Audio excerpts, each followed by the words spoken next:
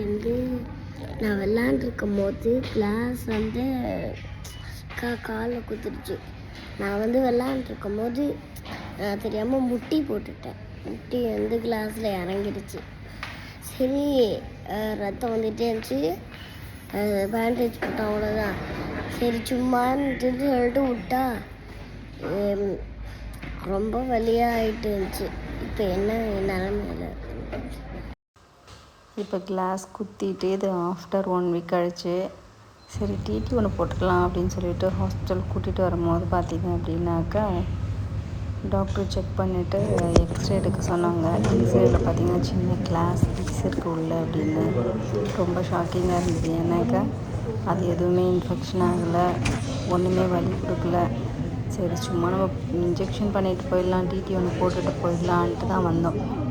இது ஏன் அப்படியே சாரமாக விட்டது அப்படின்னு பார்த்தீங்க அப்படின்னாக்கா அதுக்கப்புறம் க்ளோஸ் ஆகிடுச்சு. அந்த ஓப்பனாக இருந்த ப்ளேஸ் வந்து க்ளோஸ் ஆகிடுச்சு. ரெண்டாவது கண்டினியூவாக எக்ஸாம் இருந்ததுனால அதை பற்றி மைண்ட் பண்ணிக்கவே இல்லை. சரி கிளாஸ் குத்துச்சு, எடுத்தாச்சு, அதுக்கப்புறம் ஒன்றும் இருக்காது அப்படிங்கிற மாதிரி. இது டிடி போட வந்த டைமில் பார்த்தீங்கன்னா செக் பண்ணி டாக்டர் சொன்ன ரொம்ப ஷாக்கிங். அப்புறம் சின்ன ஒரு குட்டி லோக்கல் அனஸ்தீஷியா கொடுத்து சின்ன சர்ஜரி மாதிரி ஒன்று பண்ணி அந்த கிளாஸ் பார்த்திங்கன்னா டெப்த்து ரொம்ப உள்ளே இருந்ததுமா. அதை எடுத்துகிட்டு இப்போ வந்து ஸ்டிச்சிங் போட்டிருக்காங்க. பாவம் தர்ஷினி எப்படி ஒரு பாருங்க, எக்ஸ்பெக்ட் பண்ணவே இல்லை.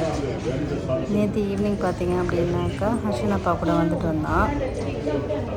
அப்புறம் அவங்க காலையிலேயே வாங்க ஸ்கேன் பண்ணணுன்னு சொன்னோன்னே அதுக்கப்புறம் நான் மட்டும்தான் கூட்டிகிட்டு வந்தேன். இப்போ ஓப்பன் பண்ணி அந்த கிளாஸையுமே எடுத்துட்டாங்க. இங்கே எடுக்க முடியலனாக்கா ஃபுல் அனஸ்தீஷியா கொடுத்துட்டு வேறு ஹாஸ்பிட்டலுக்கு வந்து ஷிஃப்ட் பண்ணோன்னு சொன்னாங்க. ஏதோ நல்ல காரியம், இங்கேயே வந்து எடுக்க முடிஞ்சிருச்சு. இப்போ வந்து அந்த இது பண்ணி எடுத்தாச்சு. அந்த கிளாஸையும் இது லாஸ்ட்டில் நான் ஆட் பண்ணுறேன். எல்லாருமே பார்த்திங்கன்னா ஏன் அசால்ட்டாக விட்டீங்க அப்படின்னு கேட்குறாங்க. குழந்தை குத்திக்கிற அளவுக்கு நீங்கள் என்ன பண்ணீங்கன்னு கேட்குறாங்க. எந்நேரமும் நம்ம குழந்தை கூடவே இருக்க முடியாது தானே. இந்த வீட்டுக்குள்ளே ஒரு ஜாம் பாட்டில் இருந்தால் ஜாம் பாட்டில் கீழே தள்ளிட்டு எல்லாத்தையும் க்ளீன் பண்ணியாச்சு. அது இடையில எங்கேயோ இருந்துருக்கு, அந்த பீஸ் மட்டும் காலில் வந்துடுச்சு. ஆனால் இப்போயாவது தெரிஞ்சிச்சு அப்படிங்கிற மாதிரி தோணுச்சு. இது யாருக்கிட்டையும் சொல்லணும் அப்படின்னாக்க ஏன் இவ்வளோ அசால்ட்டாக விட்டீங்கன்னு கேட்குறாங்க. அசால்ட்டாக குழந்தைங்கள அந்த மாதிரி விடுவாங்களா? முதல்ல அது மாதிரி கேட்குறது எல்லாருமே கொஞ்சம் திங்க் பண்ணி கேளுங்க. குழந்தைங்க கூடவே இருக்க முடியாது. நம்ம எப்போவுமே வீட்டில் வேலை செய்கிறோம், குழந்தைய பார்த்துக்குறோம், அடுத்தடுத்த வேலைகள் செய்யும் போது பசங்க கூடவே எப்போ பார்த்தாலும் விளையாடும் போது கூட இருக்க முடியாது தானே.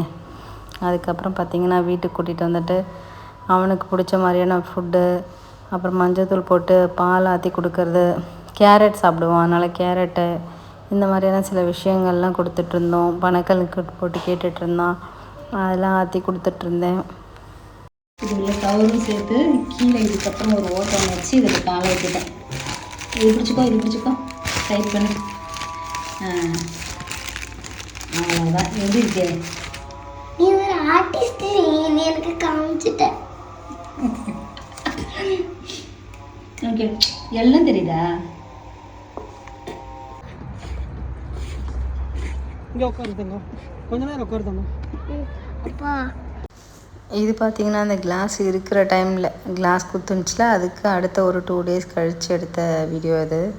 இப்போலாம் கிளாஸு கால்குள்ளே இருக்குது, அவனுக்கு தெரியவே இல்லை. இந்த மாதிரி விளாண்டுட்டு இருந்ததுனால எங்களுக்கு தெரியவே இல்லை சரி உள்ளே இருக்குன்னு. இதுதான் வந்து தம்பி கால்லேருந்து எடுத்த கிளாஸு. நல்லா ஷார்ப்பாகவே இருந்தது. நாங்கள் ஸ்டிச்சிங்லாம் பிரித்ததுக்கப்புறம் பார்த்திங்கன்னா டாக்டர் என்ன சொன்னாங்களாமா, ஹர்ஷன் அப்பாவை கூப்பிட்டு இது ரொம்ப ஷார்ப்பாக இருந்தது, சொன்னால் பயந்துருவீங்கிறதுக்காக சொல்லலை, இது வெயினை கூட போய் கட் பண்ணிடும் அப்படின்ட்டு. இதுதான் வந்து ஸ்கேன் பண்ண ரிப்போர்ட். அதில் தெரியுதுல ஒரு லைன் மாதிரி, இதுதான் வந்து அந்த கிளாஸ் இருந்த இடம். இந்த வீடியோ எதுக்குன்னு பார்த்தீங்க அப்படின்னாக்கா கிளாஸோ இல்லை வேறு எதனாவது காலில் குத்திடுச்சு அப்படின்னாக்கா சில பேர் ரத்தம் வந்துடுச்சுனாக்கா ஒன்றும் இருக்காதுன்னு நினச்சிட்டு விட்டுடுறாங்க. அந்த மாதிரி இல்லாமல் உடனே போய் ஹாஸ்பிட்டலில் காட்டிட்டு அதை நல்லா செக் பண்ணிட்டோம் அப்படின்னாக்கா நிறைய இது மாதிரி பிரச்சனைகளை தவிர்க்கலாம்.